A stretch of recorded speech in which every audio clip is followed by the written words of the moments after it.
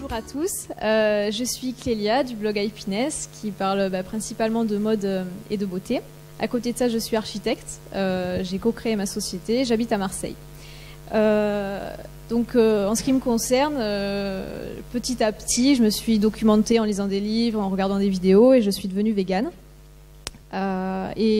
Suite à ça, je me suis aussi ouverte à ce qui concerne l'environnement, la santé, l'éthique de manière générale. Et donc, je voulais vous parler en quelques minutes de différents domaines, l'alimentation, la mode, la beauté et comment on peut faire des petits changements quotidiens sans difficulté. Donc, en ce qui concerne l'alimentation, j'ai donc une alimentation végétale, principalement bio, peu transformée, donc petit à petit, voilà, on évolue. Je vais faire mes courses chez les producteurs locaux. Voilà, petit à petit, on met en place des choses. Je m'intéresse aussi à l'alimentation vivante, donc crue, voilà, suite à un stage chez Irène Grosjean. Donc ça, c'est plutôt pour le côté santé. Et j'essaye aussi de cultiver un petit peu chez moi là, des plantes, des salades, etc. Et je me suis mise au compost il y a quelques semaines. Voilà, bon. Voilà.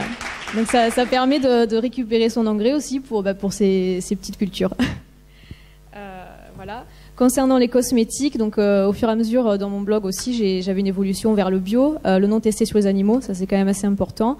Et maintenant, je fais de plus en plus attention à utiliser des produits naturels. Faut faire attention aussi à ce qu'on met sur son visage. Et Made in France, par exemple, peut-être que vous connaissez les Apicuriennes, qui fait des crèmes, voilà.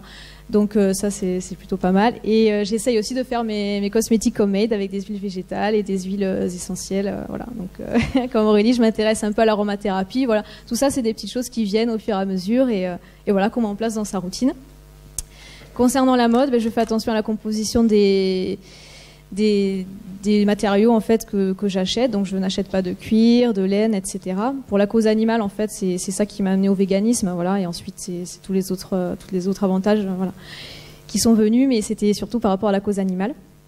Et j'essaie de valoriser les créateurs locaux. Donc sur mon blog, parfois je parle de marchés de créateurs qui ont lieu à Marseille, voilà, qui font découvrir un peu les créations locales. Là, hier à Lyon, j'ai fait un petit tour dans certains magasins qui valorisaient des créateurs lyonnais ou français. Donc on peut consommer différemment en allant un petit peu valoriser le savoir-faire de chez nous, en faisant attention aux compositions, voilà, petit à petit. C'est pas forcément en totalité, mais voilà, on fait au mieux au fur et à mesure. Concernant le travail, donc on valorise, on est deux en fait dans la société. On valorise l'architecture écologique, les énergies renouvelables. Et on tend à rechercher des projets qui nous intéressent. Donc en ce moment, on travaille sur l'ouverture d'un restaurant vegan, un barrage à Marseille. Voilà, pour les intéressés. Voilà, donc on les aide à faire l'aménagement et du coup, on intègre dans notre réflexion le fait que le bois soit français et qu'il n'y ait pas des composants d'origine animale. Donc on s'occupe de contacter les fournisseurs directement, voilà, quand on le peut, pour les valoriser. Et on travaille aussi sur un projet de refuge qui sauve des animaux de l'abattoir, voilà, et on aide à faire des petits hébergements pour financer la nourriture des animaux. Voilà. Et enfin, pour la maison, petit à petit, j'en suis venue aux produits plus naturels et à fabriquer aussi, voilà, avec des ingrédients de base, le vinaigre blanc, le citron, le bicarbonate. Je sais que quelqu'un va vous en parler tout à l'heure. Et aussi dans la consommation, par exemple, j'aimais beaucoup les bougies parfumées, mais je me doutais pas forcément que c'était à base de produits animaux parfois, ou de pétrole, etc. Donc c'est vrai que maintenant, je fais attention à acheter avec de la cire de soja et si possible de français ou de créateurs. Voilà, j'en achète moins, mais j'achète des meilleurs bougies. C'était un petit exemple.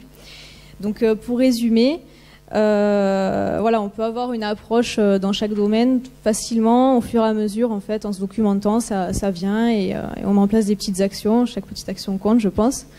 Et ensuite, on peut aussi aider les autres. Par exemple, vous connaissez peut-être l'initiative Végo Resto, mise en place par L214 et l'Association végétarienne de France. Donc j'y vais assez souvent quand il y en a dans ma région. Et c'est plutôt sympa parce que ça incite les restaurateurs à proposer une alternative végétalienne. Et en même temps, on fait connaissance avec des gens sympas et on les aide dans leur démarche s'ils ont besoin de conseils. Voilà. Et sur Instagram, je partage pas mal de recettes et de découvertes de restaurants. Donc c'est aussi un moyen de partager ça. Et mon blog, je pense, va évoluer aussi, comme je vous ai parlé de plusieurs domaines, dans ce sens, quoi. Voilà. Merci.